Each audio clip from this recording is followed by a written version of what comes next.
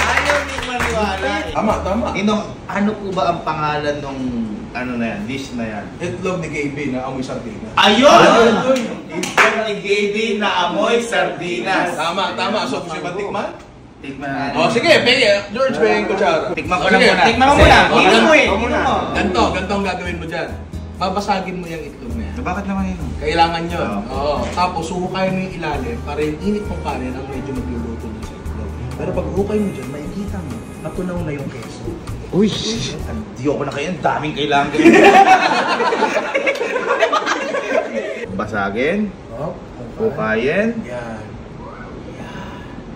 Tapos ninong. Pwede ka na sumando, pwede ka na kumain. Tapos ninong haluin ng konti.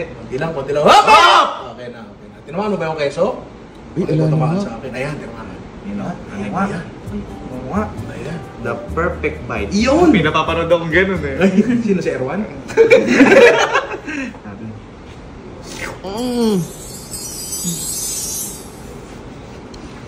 Pangit ano yung dude mo?